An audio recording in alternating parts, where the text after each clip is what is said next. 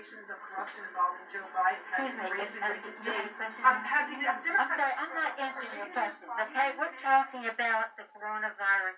That's what I don't have all day for questions. That's what we're taking now. She has lost the...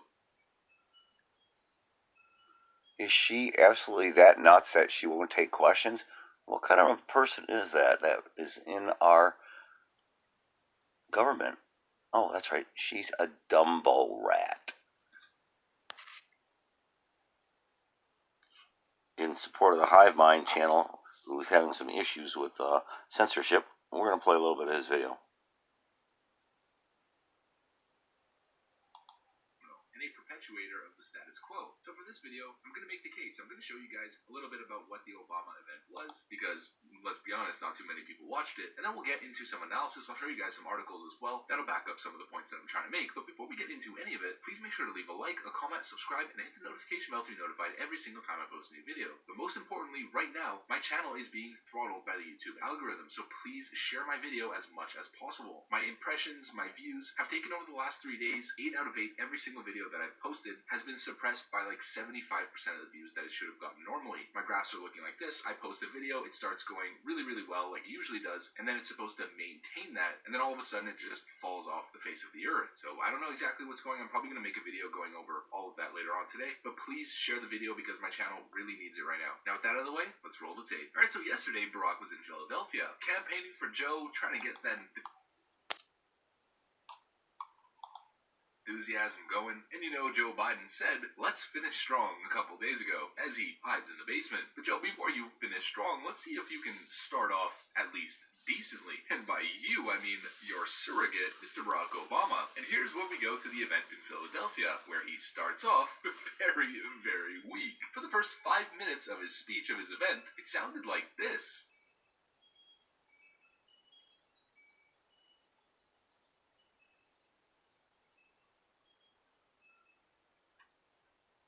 It just kind of dissipates.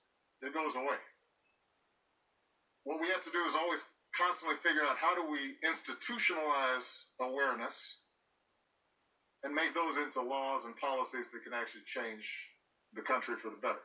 Yeah, notice it didn't sound like anything, because the man's mic was turned off for 6 minutes straight. Look at this timestamp right over here. This is where sound started to kick in. I don't know about you guys, but I can't exactly understand sign language. What an absolute monumental train wreck. These virtual events that the Biden campaign has been trying to put on have been some of the lowest production quality, scuffed events I think I've ever seen before, which is a little bit surprising considering the amount of money they have in the election coffers. A complete train wreck. Production quality, actual production, the content, Barack Obama being as boring as ever, honestly talking a whole load of baloney at the same time, left-wing propaganda, orange man bad, we need to get the orange man out of office, and then all of your problems are going to be solved magically overnight with the magic wand that I, Barack Obama, never possessed. It's a complete farce. And of course the views were completely terrible. Look at some of these screenshots. There were more people watching on Fox News just to clown on him than his actual supporters on left-wing outlets. On Twitter he had like 2,500 viewers, that's it. And like I told you guys, the most views he got was on Fox News with an 80% dislike ratio. People just watching to criticize him. And so you might be asking, well, what about the actual in-person attendance at his event?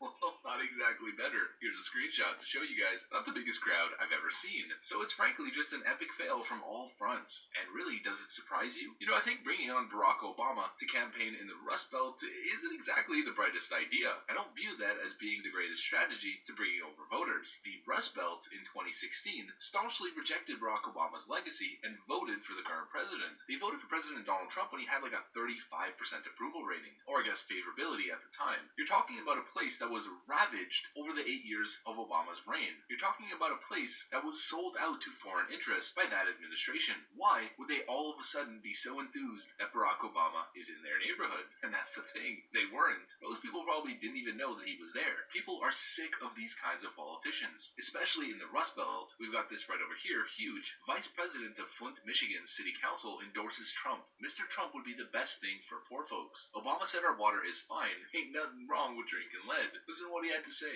Did they fix, finally, the drinking water situation? Is it safe to drink now? No, we're in the same predicament. That's why we don't need to change horses in the middle of the stream. Mr. Trump, he really trying to help poor folks. I don't know where this new narrative coming from with the racism and all this other mess. I'm tired of people speaking for poor folks that don't have poor folks at heart. Mr. Trump would be the best thing for poor folks. And I'm mad about it because if he don't do it, what the heck we got to lose? Ain't nobody else doing it. These are Americans that voted for Donald Trump and will vote for him again, and many who didn't vote for Donald Trump or didn't vote at all who will vote for his re-election. These are the men and women who absolutely cannot stand crony Washington elites, whom Joe Biden is the embodiment of. These folk are the silent majority that the head pollster at Trafalgar Group is trying to warn the mainstream about. Listen to what Robert Cahaly from Trafalgar Group just said on Fox News. These polls are predominantly missing the hidden Trump vote, what referred to as the shy Trump voter.